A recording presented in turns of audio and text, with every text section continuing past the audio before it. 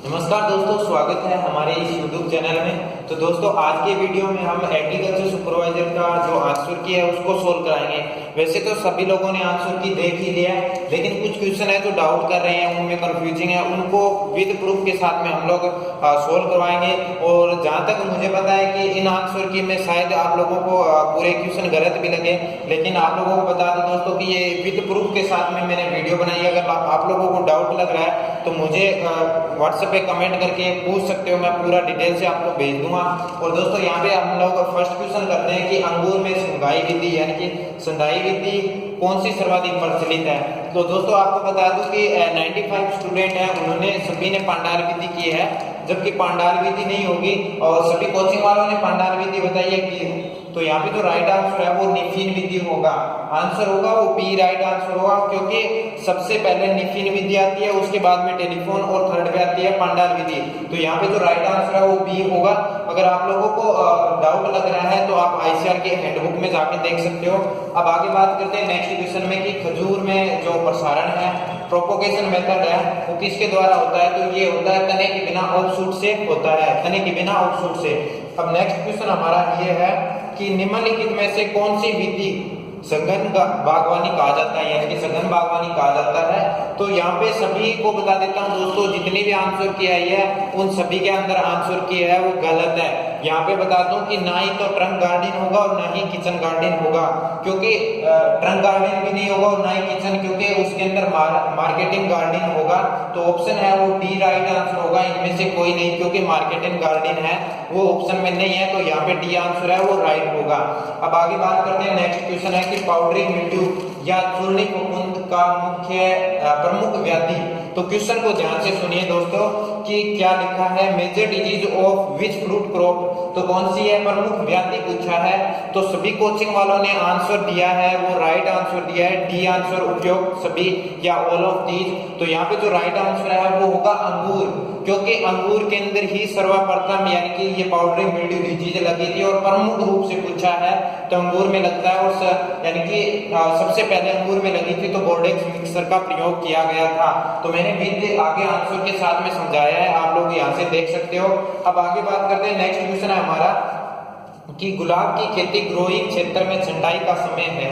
तो छंटाई का समय है, तो यहाँ पे ऑप्शन आप लोगों के दो आ रहे हैं, कुछ कह रहे हैं अक्टूबर से नवंबर और कुछ कह रहे हैं दिसंबर से जनवरी। तो मैं आपको बता दूं दोस्तों कि अक्टूबर से नवंबर की बात करें तो अक्टूबर नवंबर के अंदर प्रोपोगेशन होता है और 15 दिसंबर से 15 जनवरी तक प्रूनिंग की क्रिया की जाती है, यानी कि ग्रोइंग होती है। जनवरी यानी कि आंसर है वो सेकंड राइट आंसर होगा। अब बात करें सिंदूरी वैरायटी का, तो ये सिंदूरी वैरायटी है, ये सभी का कंफ्यूजिंग चल रहा है, तो इसका भी सोल है दोस्तों। आपको बता दूं कि सिंदूरी वैरायटी है। यहाँ पे अगर एनसीईआरटी की बुक है, यानी कि 12th की बुक है हमारी एग्रीकल्चर की, 2009 की बुक है, यानी कि 2008-9 की बुक है, उसके अंदर आम की देसी वैरायटी बताया गया है।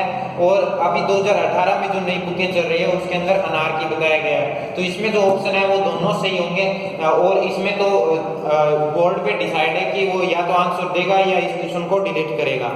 अब आगे बात करते हैं द्विवर्षीय खरपतवार। तो द्विवर्षीय खरपतवार है वो यहाँ पे बात करते हैं। तो नेक्स्ट क्वेश्चन है हमारा कि द्विवर्षीय खरपतवार यानी कि निम्न में से द्विवर्षीय खरपतवार कौन सा है। तो इस क्वेश्चन के आंसर है वो दो होंगे। यहाँ पे आंसर ए होगा, बी होगा साइप्रस रोटेंडस भी होगा और सी आंसर है अवीना पटवा। यहाँ पे दो आंसर होगा। जिन स्टूडेंटों ने ये दोनों आंसर किए हैं उनका सही है, वो आगे रेट लगेगा या जो भी डिपेंड बोर्ड पे है। अब आगे नेक्स्ट में बात करते हैं कि ककस्थ कलिकाएं का यानी कि जो क्वेश्चन क्या है कि ककस्थ कलिकाओं का शाखाओं का बढ़वार कहलाती है। तो क्या कहलाती है, तो यहाँ पे बता देता हूँ दोस्तों कि जैसे कि ये ककस्थ कलिकाएं यानी कि अगर इंग्लिश में पढ़ते हैं तो बड, यहाँ पे देखिए कि ये एक तरह से बड है, अगर बड से कलिकाएं निकलती है तो वो शाखाएं होगी। यहाँ से नीचे से नहीं निकल रही, ये बड से निकल रही है, तो बड से अगर निकल रही है तो शाखाएं होगी, सीधा ऑप्शन राइट होगा शाखाएं निकलना। तो यहाँ पे आंसर है वो ए होगा, नहीं कि कल्ले फूटना होगा न ही गांठ होगा। तो यहाँ पे राइट आंसर है वो ए होगा, फूल तो वाला अलग ही होता है। अब आगे बात करते हैं, नेक्स्ट क्वेश्चन हमारा है कि मक्का की दो पंक्तियों के मध्य उड़द की एक या दो पंक्तियों का उदाहरण है। इस क्वेश्चन को ध्यान से सुनना दोस्तों कि दो पंक्तियां उड़द प्लस मक्का क्या कहलाता है? तो यहाँ पे देखिए ब्लैक ग्राम क्या है, ऑप्शन क्या है कि ब्लैक ग्राम क्या है। तो आपको बता देता हूं दोस्तों कि ब्लैक ग्राम क्या है, आप लोग इसको सोच के बताइए कि क्या है। तो बता देता हूं दोस्तों कि यहाँ सभी लगभग कोचिंग वालों ने पट्टीदार खेती बताई है, पट्टीदार फसल बताई है, जबकि पट्टीदार नहीं होगा, क्योंकि उड़द है वो एक दलहनी फसल है जो नाइट्रोजन का फिक्सेशन करती है और मक्का के साथ में बढ़वार का काम करती है।